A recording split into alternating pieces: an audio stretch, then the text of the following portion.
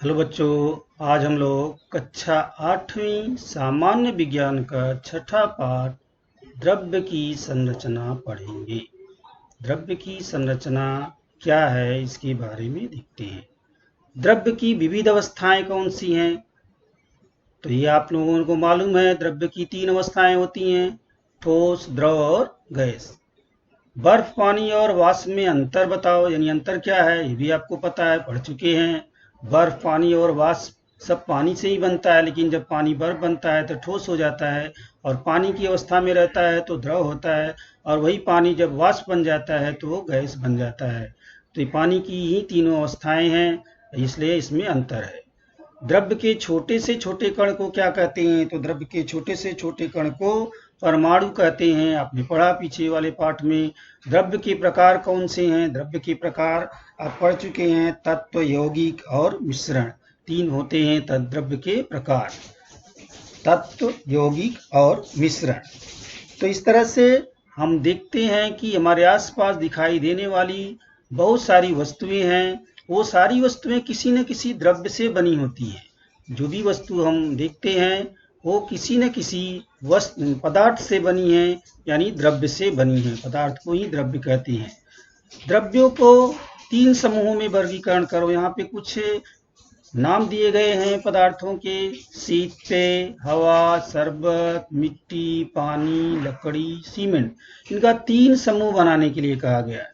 तो इसमें देखेंगे तो हम 3 समूह कैसे कर सकते हैं। एक तरह के जो है सीमेंट, लकड़ी और मिट्टी, ये जो है एक समूह में रख सकते हैं।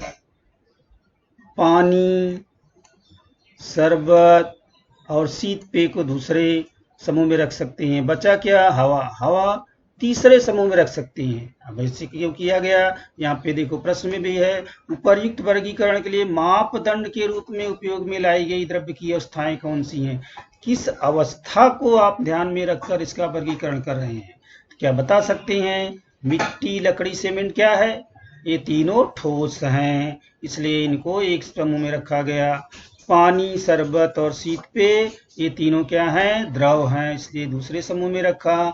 हवा क्या है? हवा गैस है, इसलिए इसको तीसरे समूह में रखा। तो इस तरह से द्रव्य की अवस्थाएं जो ठोस, द्रव और गैस हैं, उन्हीं के अनुसार इनका वर्गीकरण किया गया।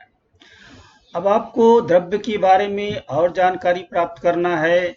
इसका एक जो है प्रयोग के माध्यम से देख सकते हैं कि क्या द्रव्य की अवस्थाएं किस तरह की होती हैं।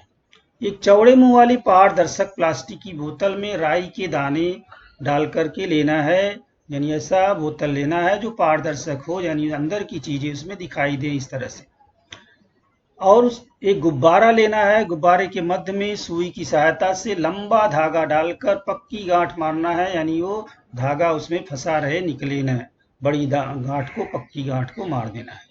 यह रबड़ का पर्दा बोतल के मुंह पर रबड़ बैंड की सहायता खींच करके लगाना है।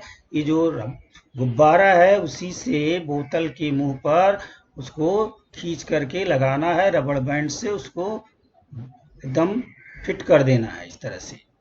और धागा बोतल के बाहर तक निकला रहे, दिखाई पड़े, हाथ में आए।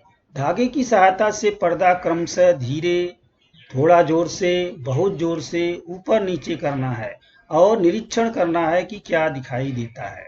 इस तरह से आप तैयार कर लेंगे। ये पूरा जो है प्रयोग करने के लिए इसको कर सकते हैं, आसान है, ये सब चीज़ें घर पे मिल जाएंगी। तो जब आप इस धागे को इस तरह तैयार कर लेंगे तो राई का दाना ये धीरे से खींचा गया तो कुछ भी परिवर्तन नहीं हुआ, अपने स्थान से राई का दाना ज्यों का त्यों रह गया, कुछ भी परिवर्तन नहीं हुआ। थोड़ा जोर से, थोड़ा और जोर से खींचा गया तो थोड़ा सा दाने में हलचल हुई, थोड़ा हलचल हुई, थोड़ा ऊपर तक गए। और जो और तेजी से खींचा गया तो दाने में तेजी से हलचल हुई, इस तरह से ऊपर तक दाने गए। तो इस तरह से जो हम लोगों ने देखा, इससे क्या मालूम होता है कि पर्दा ऊपर नीचे करके जब हवा द्वारा राई के दानों को कम अधिक ऊर्जा देते हैं, ऊर्जा जैसे ही हम उसको खींचते हैं तो राई के दाने को ऊर्जा मिलती है। तो जब कम अधिक ऊर्जा देते हैं तो जिससे राई के दानों में हलचल होती है, ऊर्जा देने से राई के दानों में जैसे हलचल होती है वैसे ही हलचल ठोस, द्रव और गैस, इन अवस्थाओं में द्रव्य के कणों में भी होती है। जो 3 अवस्था वाले द्रव्य हैं उनके अंदर भी इसी तरह की हलचल होती रहती है। ठोस और द्रव और गैस, किसमें सबसे ज्यादा हलचल होती है? तो द्रव्य के कणों में यानी परमाणु और अणु। द्रव्य जो है परमाणु या अणु से बने हैं। अंतर आणविक आकर्षण बल कार्यरत होता है। सभी द्रव्य के अंदर जो कण हैं उनके अंदर अंतर आणविक आकर्षण बल कार्यरत होता है। वो एक दूसरे को आकर्षित करते हैं। इस बल की क्षमता के अनुसार जितना अधिक बल होता है उसी के अनुसार कणों की हलचल का अनुपात निर्भर करता है। ठोस में अंतर आणविक बल बहुत अधिक प्रभावी होता है।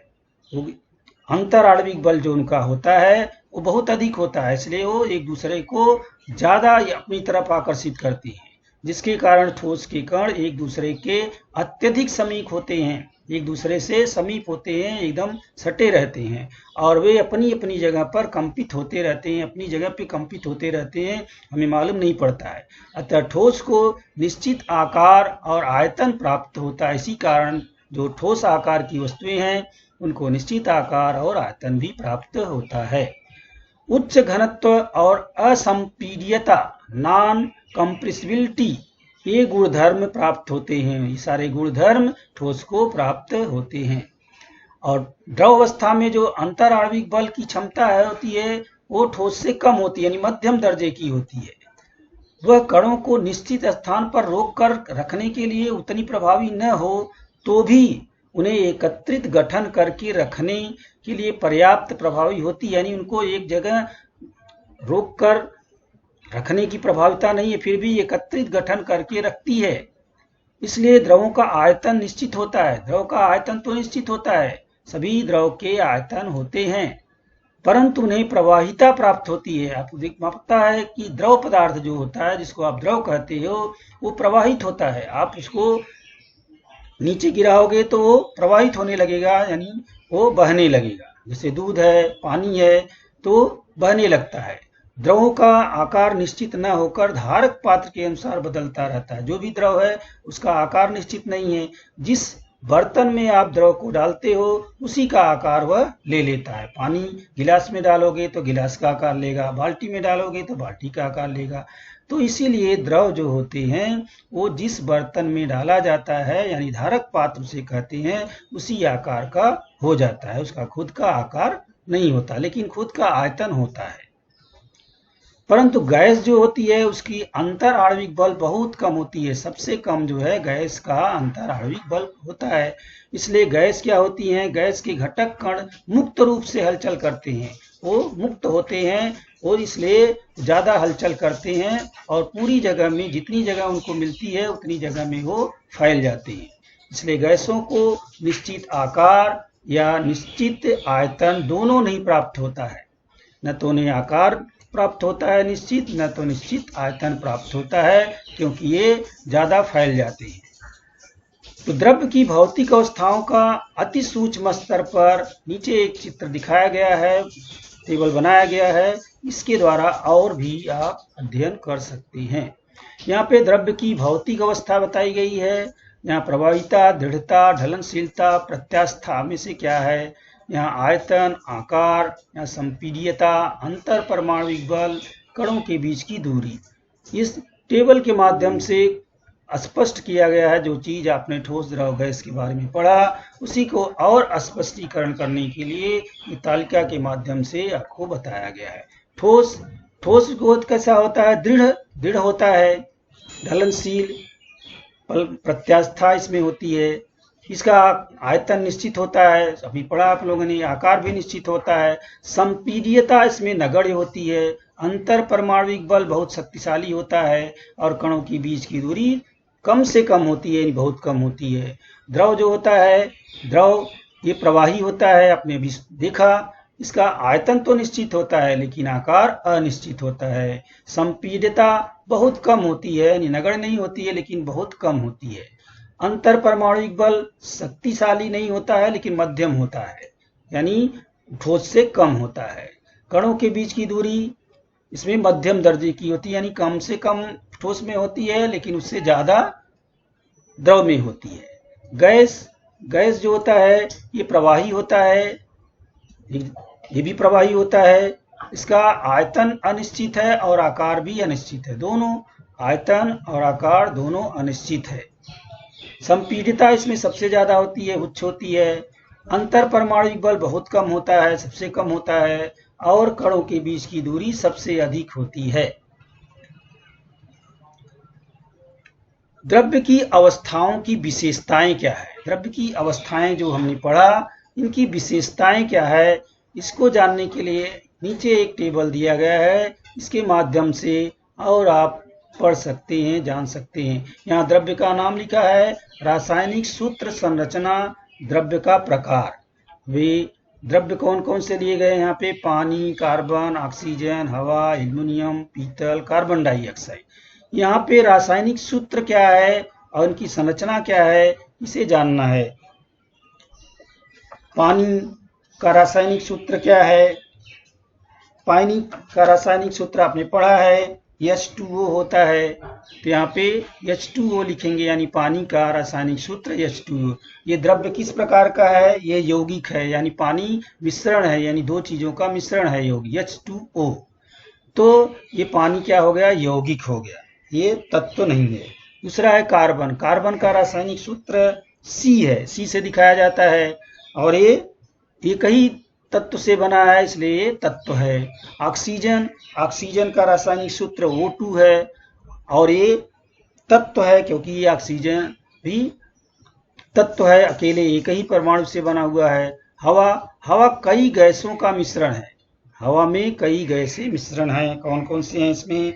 O2 plus N2 plus CO2 और प्लस अन्य गैस। इसमें कई प्रकार की गैसें हैं, O2 plus N2 plus CO2 plus अन्य गैस। इस तरह से ये क्या हो गया? ये मिश्रण हो गया। ये न तो तत्व है न यौगिक है, ये हवा क्या है? मिश्रण है। एल्युमिनियम, एल्युमिनियम क्या है? एल्युमिनियम का सूत्र है Al। Al ये जो है, इसके परमाणु एक ही तत्व से बने हैं, और ये क्या हो गया? तत्व हो गया। ये द्रव्य का प्रकार यानी तत्व है, एल्युमिनियम तत्व है। इसका रासायनिक सूत्र Al है। पीतल, पीतल ये भी जो है मिश्रण होता है, क्योंकि ये रासायनिक सूत्र में देखेंगे Cu plus Jn, Cu plus Jn से बना हुआ है। Cu यानी कॉपर, तांबा और एल्युमिनियम, ये दोनों के मिश्रण से बनता है जस्ता। आप तांबा और जस्ता कह सकते हैं। तो Cu प्लस Jn के मिश्रण से बना है, तो ये ऑटोमेटिक हम कह सकते हैं कि ये तत्व नहीं है, यौगिक नहीं है। पीतल क्या है? मिश्रण है। कार्बन डाइऑक्साइड, ये भी CO2 से बना है, इसमें दो चीजें मिली हुई हैं कार्बन डाइऑक्साइड में। CO2 इसका रासायनिक सूत्र है, तो ये तत्व नहीं है, ये यौगिक है। तो इस तरह से कार्बन डाइऑक्साइड यौगिक है। पानी भी यौगिक है, कार्बन डाइऑक्साइड यौगिक है। कार्बन तत्व है, ऑक्सीजन तत्व है, और एल्युमिनियम तत्व है। इसमें हवा मिश्रण है और पीतल मिश्रण है। तो इस तरह से हमने क्या देखा? यौगिक, तत्व, यौगिक और मिश्रण, तीन चीजें हमने देखा। तो द्रव्य का वर्गीकरण करने की जो ये दूसरी पद्धति है, इस पद्धति में द्रव्य की रासायनिक संरचना, जो रासायनिक संरचना द्रव्य की होती है, उसको मापदंड मान करके इस पद्धति में उपयोग में लाया गया है। जो द्रव्य की रासायनिक संरचना जिस तरह से होती है, उसको ध्यान में रख करके ये मापदंड बनाया गया है। द्रव्य के सूक्ष्मतम कण एक समान हैं या अलग अलग हैं, और वे किससे बने हैं, इस आधार पर द्रव्य के तत्व, द्रव्य को क्या नाम दिया गया है? तत्व, एलिमेंट, यौगिक, कंपाउंड और मिश्रण या मिश्रण, तीन नाम दिया गया है कि ये तत्व हैं। उनके जो द्रव्य के अति सूक्ष्म कण हैं वो किससे बने हैं, उसको ध्यान में रख करके इनको बांटा गया है कि वो तत्व हैं, एलिमेंट हैं, यौगिक, कंपाउंड हैं या मिश्रण, मिक्सचर हैं। ऐसे तीन प्रकार में बनाया गया है, तीन भागों में बांटा गया है।